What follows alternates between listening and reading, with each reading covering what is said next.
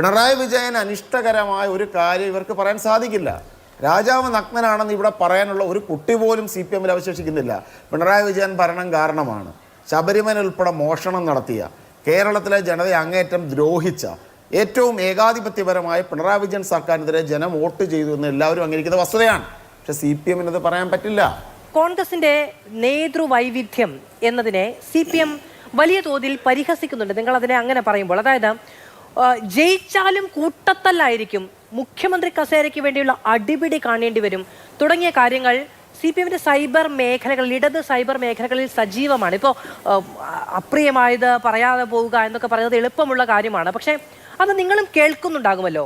എന്തുകൊണ്ടാണ് അങ്ങനെ? ഇപ്പോൾ ഇന്നലെ VD സതീശനും രമേശ് ചെന്നിത്തലയും ഒരുമിച്ച് ഉള്ള ചില പോസ്റ്റുകൾ അടക്കമുള്ള കാര്യങ്ങൾ പറയുന്ന കാര്യങ്ങളിൽ ഇപ്പോൾ ഞാൻ ഇനി അങ്ങനെ വേണമെങ്കിൽ ത്യാഗം സഹിക്കാൻ തയ്യാറാണ് എന്ന് VD സതീശൻ പറയുന്നതൊക്കെ കൃത്യമായി വരുന്നുണ്ട്. പക്ഷേ അപ്പോഴും ഒരു പ്രചാരണം എന്ന് പറയുന്നത് മുഖ്യമന്ത്രി കസേരയ്ക്ക് വേണ്ടിയുള്ള അടിപിടി കാണേണ്ടി വരും UDF ഭരിക്കുകയാണെങ്കിൽ എന്നുള്ളത്. ഇപ്പോൾ ഇന്ന് AK ബാലൻ പറഞ്ഞ കാര്യം, UDF അധികാരത്തിൽ വന്നിട്ടുണ്ടെങ്കിൽ ആഭ്യന്തരം കൈകാര്യം ചെയ്യുന്നത് ജമാഅത്തെ ഇസ്ലാമി ആയിരിക്കും എന്നടക്കമുള്ള അങ്ങനെയുള്ള പ്രചാരണങ്ങളെ നിങ്ങൾ എങ്ങനെ നേരിടും ഈ തെരഞ്ഞെടുപ്പിൽ?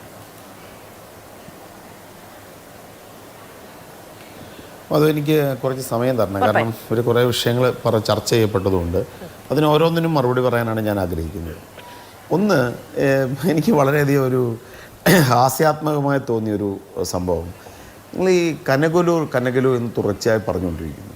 ശ്രീ സുനിൽ കനകലു കോൺഗ്രസിൻ്റെ ഒരു പാർട്ടി ഭാരവാഹിയും അതോടൊപ്പം തന്നെ പ്രൊഫഷണലായി ഇലക്ഷനെ നേരിടുന്നതിന് ഇലക്ഷൻ മാനേജ്മെൻറ്റ് ഉൾപ്പെടെയുള്ള കാര്യങ്ങൾ ചെയ്തുകൊണ്ടിരുന്ന ഒരാളാണ്. പക്ഷേ നിങ്ങൾ ഈ തൊടുന്നതിനും പിടിക്കുന്നതിനുമെല്ലാം തന്നെ ഈ സുനിൽ കനകലു എന്ന് പറഞ്ഞുകൊണ്ടിരുന്നിട്ട് എന്തെങ്കിലും അർത്ഥമുണ്ടോ? ഇന്നലെ ഇതിപ്പോൾ മാധ്യമ റിപ്പോർട്ടുകളെക്കുറിച്ച് പറയുന്നു. അങ്ങനെ ഒരു സംഭവമേ ഇല്ല മാധു. ശ്രീ സുനിൽ കനകലുവിനെ കോൺഗ്രസിനെ സഹായിക്കാൻ സാധിക്കുന്നത് പ്രൊഫഷണലായി, ചിലപ്പോൾ ഡേറ്റാ മാനേജ്മെൻറ്റ് പോലെയുള്ള കാര്യങ്ങൾ അദ്ദേഹത്തിന് നമ്മളെ സഹായിക്കാൻ സാധിക്കും. നവമാധ്യമ പ്രചരണങ്ങളിൽ ചില കാര്യങ്ങൾ അദ്ദേഹത്തിന് കോൺഗ്രസിനെ സഹായിക്കാൻ സാധിക്കും. അതിനപ്പുറത്ത് അദ്ദേഹത്തിൻ്റെ എന്ന പേരിൽ മാധ്യമങ്ങളിൽ പലതും പടച്ചുവിടുന്ന പലതും നുണയാണ് എന്നുള്ളതാണ് സത്യം. ഒരു തരത്തിലും അർത്ഥമില്ലാതെ. അപ്പോൾ അതൊക്കെയാണ് ഇവിടെ BJP വക്താവും CPM വക്താവും വളരെ ആധികാരികമെന്ന രീതിയിൽ എടുത്തു വെച്ച് പറഞ്ഞുകൊണ്ടിരിക്കുന്നത്. ഇത്തരം മാധ്യമങ്ങളിൽ വരുന്ന അല്ലെങ്കിൽ ഏതെങ്കിലും ഓൺലൈൻ ചാനലിലോ യൂട്യൂബ് ചാനലിലൊക്കെ വരുന്ന കാര്യങ്ങളാണ് നിങ്ങൾ വളരെ ആധികാരികമെന്ന രീതിയിൽ ഇവിടെ പറഞ്ഞുകൊണ്ടിരിക്കുന്നത്. ഇപ്പോൾ ഉദാഹരണത്തിന് അത്തരം ഒരു സ്ട്രാറ്റജിക് ടീം കോൺഗ്രസിലുണ്ടെന്ന് കരുതുക. അവർ റിപ്പോർട്ട് ചെയ്യുന്ന ആർക്കാണ്?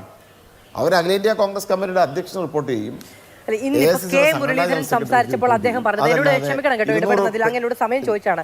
K മുരളീധരൻ പ്രതികരിക്കുമ്പോൾ അദ്ദേഹം പറഞ്ഞത് കനകോലി റിപ്പോർട്ട് നൽകിയിട്ടുണ്ട്, ഞങ്ങൾ മറ്റ് പലതരത്തിലുള്ള റിപ്പോർട്ടുകളും സർവേകളും അടിസ്ഥാനമാക്കിയിട്ടാണ് പറയുന്നത്. നോക്കൂ, നിങ്ങളുടെ ഏറ്റവും പ്രധാനപ്പെട്ട നേതാവല്ലേ, അദ്ദേഹം നിഷേധിക്കുന്നില്ല. കോൺഗ്രസിനുള്ളിൽ വരുന്ന ഒരു കാര്യം പുറത്താരും അറിയാത്തൊരു ഇരുമ്പ് കോട്ടയായി കോൺഗ്രസിന്റെ സംഘടനാ സംവിധാനം മാറിയിട്ടുണ്ട് എന്നൊക്കെ അങ്ങ് വിശ്വസിക്കുന്നുണ്ടെങ്കിൽ ശരി. പക്ഷേ മറ്റു നേതാക്കളല്ലാതെയും പറഞ്ഞിട്ടുണ്ട്. അത് വിടൂ, അതിലേക്ക് ഞാൻ തർക്കത്തിനില്ല, അങ്ങ് പറഞ്ഞോളൂ, തുടർന്നോളൂ.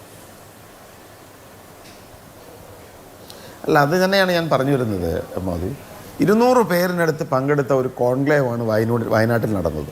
KPCCയുടെ രാഷ്ട്രീയകാര്യ സമിതി അംഗങ്ങൾ, കോർ കമ്മിറ്റി അംഗങ്ങൾ, KPCC ഭാരവാഹികൾ, മേയർമാർ, ആദ്യമായിട്ട് തന്നെ പാർട്ടി സ്ഥാനം കിട്ടിയ ആളുകളാണ് മേയർമാർ പലരും.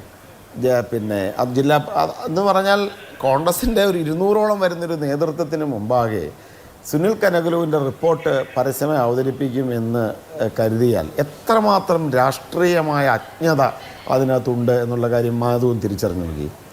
ഇത്തരത്തിലൊരു കാര്യം CPM-ന്റെ പോളിറ്റ് ബ്യൂറോ എന്ന രീതിയിൽ അതിനകത്ത് പോലും എത്ര പേർക്കൊരു പ്രധാനപ്പെട്ട റിപ്പോർട്ടുകൾ, ഇത്തരം സ്ട്രാറ്റജിക് റിപ്പോർട്ട് അറിയും?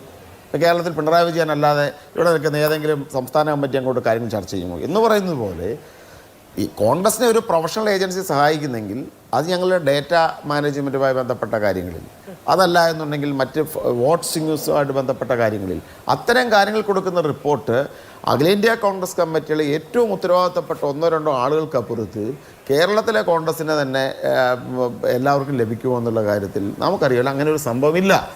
സ്വാഭാവികമായി ആ റിപ്പോർട്ടിൻ്റെ അടിസ്ഥാനത്തിൽ ചില പരാമർശങ്ങൾ ഉണ്ടായേക്കാം, അതിനപ്പുറത്ത് അങ്ങനെ ഒരു കാര്യമില്ല. അപ്പോൾ അതുകൊണ്ട് മാധ്യമങ്ങൾ വരുന്ന എന്തെങ്കിലും കാര്യങ്ങൾ വെച്ചിട്ട് സുനിൽ കനകലു പിന്നെ അത്തരത്തിലുള്ള പരാമർശങ്ങൾ നടത്തുന്നത് യഥാർത്ഥത്തിൽ ഒരു രാഷ്ട്രീയ അജ്ഞതയാണെന്ന് മാത്രമേ ഞാൻ പറയുകയുള്ളൂ. അതൊക്കെ അതുകൊണ്ട് അതിന് അത്തരം കാര്യങ്ങൾ മറുപടി പോലും അർഹിക്കുന്നില്ല. നിങ്ങൾ വിചാരിക്കുന്ന തരത്തിലല്ല ഇത്തരം കാര്യങ്ങൾ. കേരളത്തിലെ കോൺഗ്രസിനെ സംബന്ധിച്ച് ദീർഘകാല രാഷ്ട്രീയ പരിചയമുള്ള, ഓരോ വിഷയങ്ങളിലും കൃത്യമായി നിലപാടെടുക്കാൻ ശേഷിയുള്ള നിരവധി നേതാക്കന്മാർ കേരളത്തിലെ കോൺഗ്രസിലുണ്ട്. അപ്പോൾ അതുകൊണ്ട് രാഷ്ട്രീയ തന്ത്രങ്ങൾ അല്ലെങ്കിൽ സംഘടനാപരമായ കാര്യങ്ങൾ. എന്റെ ചോദ്യത്തിലേക്ക് വരാമോ?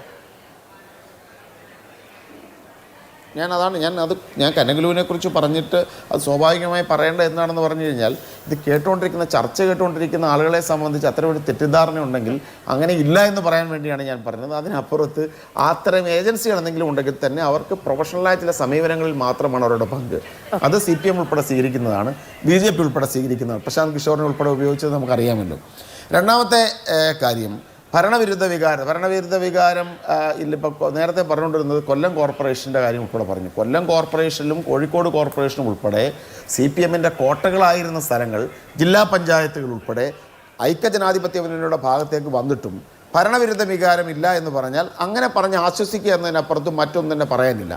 മാത്രമല്ല, ഈ നേരത്തെ ഞാൻ പറഞ്ഞ വൈവിധ്യമാർന്ന നേതൃത്വം എന്ന സങ്കല്പത്തിനും ഏകഛത്രപതി എന്നുള്ള സങ്കല്പത്തിനും ഇടയിലുള്ള ഒരു കാഴ്ചപ്പാടുണ്ട്. ഈ രണ്ട് കാഴ്ചപ്പാടുകളുണ്ട്. വൈവിധ്യമാർന്ന നേതൃത്വം, ഒറ്റ നേതാവ്, ഏകാധിപതി. ഇപ്പോൾ കമ്മ്യൂണിസ്റ്റ് പാർട്ടികളുടെ ലോകത്താകമാനമുള്ള ചരിത്രവും ഏകാധിപത്യത്തിൻ്റെ ഒരു ചരിത്രമാണ്. കേരളത്തെ സ്ഥിതിയും വ്യത്യസ്തമല്ല. പിണറായി വിജയൻ അനിഷ്ടകരമായ ഒരു കാര്യം ഇവർക്ക് പറയാൻ സാധിക്കില്ല. രാജാവ് നഗ്നനാണെന്ന് ഇവിടെ പറയാനുള്ള ഒരു കുട്ടി പോലും CPMൽ അവശേഷിക്കുന്നില്ല. പിണറായി വിജയൻ ഭരണം കാരണമാണ് ശബരിമല ഉൾപ്പെടെ മോഷണം നടത്തിയ, കേരളത്തിലെ ജനതയെ അങ്ങേറ്റം ദ്രോഹിച്ച, ഏറ്റവും ഏകാധിപത്യപരമായ പിണറായി വിജയൻ സർക്കാരിനെതിരെ ജനം വോട്ട് ചെയ്തു എന്ന് എല്ലാവരും അംഗീകരിക്കുന്ന വസ്തുതയാണ്. പക്ഷേ CPMനത് പറയാൻ പറ്റില്ല. CPMൽ ഒരു നേതാവിന് പോലും ഭരണവിരുദ്ധ വികാരം എന്ന് പറയാൻ പറ്റില്ല. കാരണം ആ പാർട്ടി അത്രത്തോളം അടിമപ്പെട്ടിരിക്കുന്നു. ഞങ്ങളുടെ പാർട്ടിയെ സംബന്ധിച്ച് പൊട്ടൻഷ്യൽ ലീഡേഴ്സ് നിരവധി പേരുണ്ട്. അത് കേരളത്തിലെ എല്ലാ കാലഘട്ടത്തിലും ഉണ്ടായിരുന്നതാണ്. ഇപ്പോൾ K. കരുണാകരൻ കേരളത്തിലെ കോൺഗ്രസിലെ അതിശക്തനായ നേതാവായിരിക്കുമ്പോൾ തന്നെ AK ആന്റണി ഉണ്ട്, വയലാർ രവിയുണ്ട്.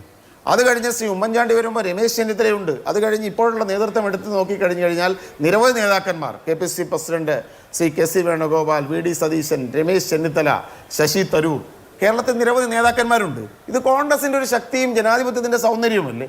അതല്ലാതെ 82 വയസ്സുള്ള അല്ലെങ്കിൽ ഇവരെ പ്രഖ്യാപിച്ചിരിക്കുന്ന എല്ലാ റിട്ടയർമെൻറ്റ് ഏജും കഴിഞ്ഞിരിക്കുന്ന ഏകഛത്രപതിയായിരിക്കുന്ന ഒരു നേതാവിനപ്പുറത്ത് പുതിയൊരു കാഴ്ചപ്പാട് പറയാൻ ഞങ്ങൾക്കൊരാളില്ല.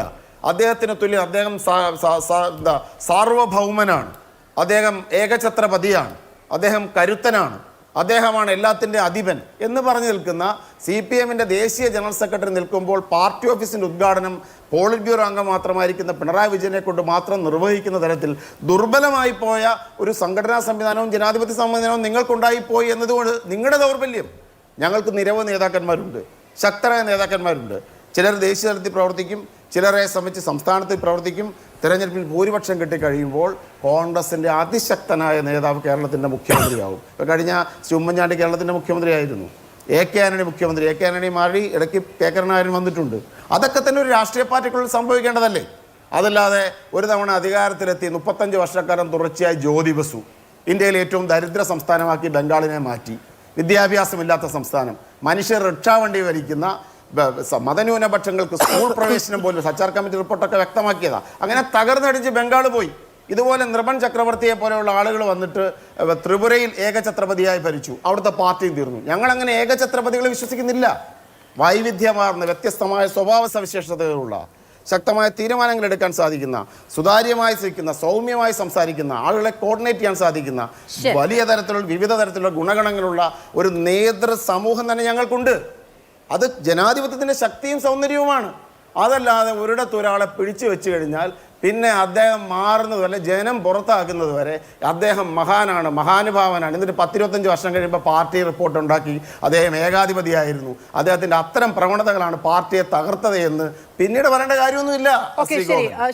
ഞങ്ങൾക്ക് നേതാക്കന്മാർ നിരവധി, അതിൽ ശക്തനായ ഒരു നേതാവ്. ശരി.